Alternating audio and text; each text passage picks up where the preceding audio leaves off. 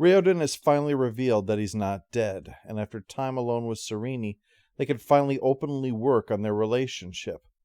Raoden has already revealed an attraction for her, and she is moved that even when she was diseased, he still cared for her. They agree to move forward on a proper wedding for them, but it's going to have to wait. They see that Elaf fell alongside Telri last night, and the guards arrive to ask Raoden to take his rightful place as king. It seems like this will finally be the moment when peace can be restored to their land and resistance to the insidious expansion of Shudireth and Wyrn.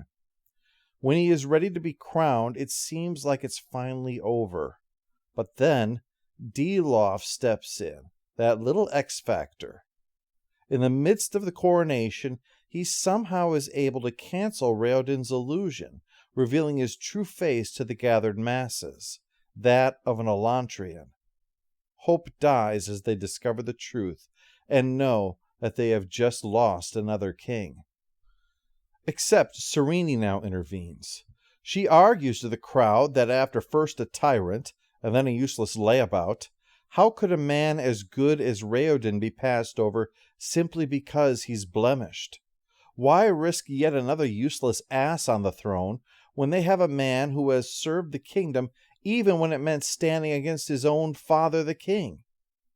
When Serene crowns and kneels before Raoden, the people slowly kneel as well, and slowly again begin to cheer for him as their new king. Dilaf is outraged and storms out, Hrathen following to see what he's up to. To his horror, he finds out just how bad it is. The supposed Fjordan merchants are, in fact, the monks of Dakhor, warriors sent to carry out the conquest of Erelon a month ahead of schedule. Raoden is dragged into the temple, unconscious, and Hrathen is aghast to discover the truth. Dilaf isn't a local who converted. He's actually the head of a monastery, a Gragdat, the only rank higher than Hrathen besides Wyrn himself.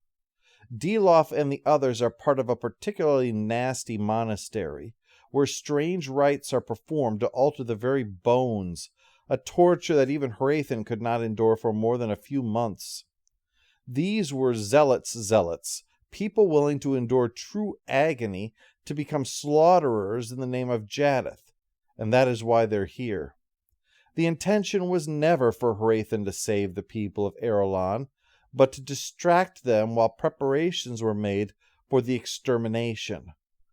Wyrn has ruled this genocide is justified because it will ensure the other kingdoms will stay in line. It'll serve as a warning to the others of what could happen if they start to get ideas. As for Dilaf, his hatred of Elantris runs so deep, he's pushed for this extermination because the Sheod will no longer be able to make more Elantrians if all the people with the genetic potential are wiped out.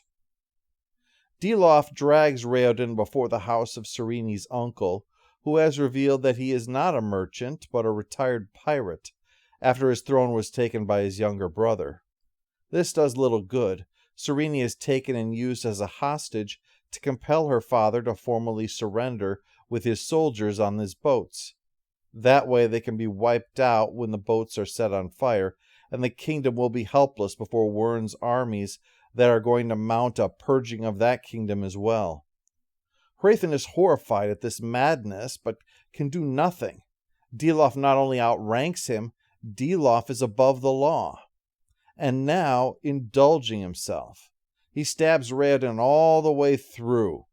The pain of that gut wound is such that Raoden cannot endure it, and surrenders to the Hoid, babbling quietly, failed, my love.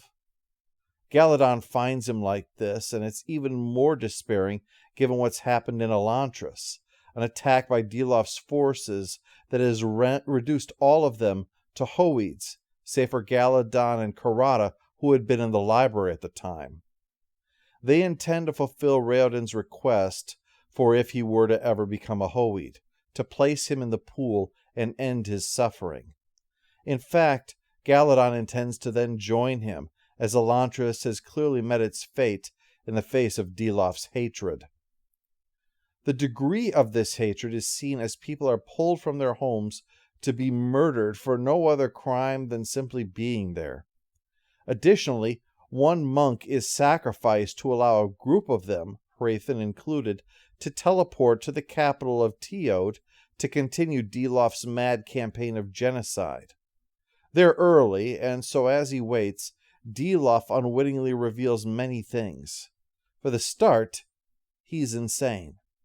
I don't mean only a madman would do something like that. I mean, this guy's brain stopped working right a long time ago. He was physically altered through their special arts to appear as the native of Erelon that he'd been assumed to be. But it was all a trick, part of a long-term mission against Elantris. But even then, when his wife became ill, he brought her to them in order to heal her. Except something went wrong, and the condition that the Elantrians suffer from since the Raoden happened to her. She suffered horribly, tried to kill herself, failed, and he burned her body to end her suffering the only way he could think of. Now he is so poisoned by hatred and the horror of what he did that his mind just isn't all together anymore. And Wyrn has given this lunatic an army and permission to slaughter in the name of their god. Hrathen, who always said he follows Jaddeth because it makes sense, is now bearing witness to senselessness on every side, supposedly being done in Jaddeth's name. What's more, he recalls that even before departing, Dilaf was already a monster. He oversaw the transformations that Hrathen eventually felt were too much to endure anymore. And Hrathen recalls that this sadist once demanded a monk transport him 15 minutes away so he didn't have to bother walking, even though that cost that man his life. Now he's planning to murder Serene for the crime of being sympathetic to Elantris, and in front of her father, for no other reason than to take pleasure in the king's grief. That's not a heart devoted to a higher calling. That's nothing less than a villain, nothing less than evil, and Hrathen has seen enough. He strikes out at Dilaf, a man who claims to act in Jaddeth's name, yet is doing nothing more than satisfying his own twisted, hated desires, and using their religion to justify it. Hrathen has shown again and again that maybe Dilaf is of higher rank, maybe he is more zealous, but Hrathen is the one who understands what they believe in. Where Dilaf sees a justification for barbarity, Hrathen has seen through his lies, and does not accept that inflicting pain for its own sake could ever be the will of a just God. And since his armor is real and not for show, he's able to put the mad monk down, for the moment anyway. His skill is enough to take down even more of the monks, as he now, with heart and mind aligned for the first time in a while, he notes, fights to protect these people. And speaking of fighting, Raoden has been at war with his own physical limitations, the agony pushing his conscious mind back whenever it tries to surface. But even now, as Galladon and Karada take him to the pool, his mind is turning the problem over and over and over until he thinks he has it. He's able to rouse himself from his hoeyed state, then promptly falls into the pool. Well, fortunately, it is a consensual termination that takes place there. It's not a destruction for anyone who happens to fall into it, whether they want to end their suffering or not. So instead, he comes out, runs off, and Galladon and Karada quickly follow, and work to protect him from the Fjordell guards.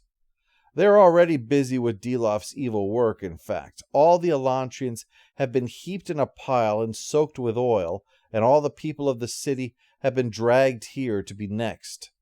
Some of Serene's allies try to fight, but the people are too afraid even to rise to their own defense. It's down to Raoden's plan, who is dragging a stick along the ground while he runs.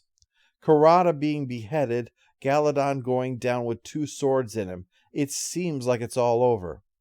But Raoden finishes what he's doing, drawing a line on the ground, because he realized that the whole of Elantris has been laid out as an Aeon. That's where its power came from, and that's why it had stopped. Like all other Aeons, it was no longer complete. All he had to do was add the missing chasm line, and the Aeon was restored. And with it, the Elantrians were restored themselves. A transformation that the Sheod had started now finally finishes, turning them into the Elantrians of old. The fears of Wyrn, Dilaf, and their ilk had arrived. The Elantrians had returned in their full majesty and power.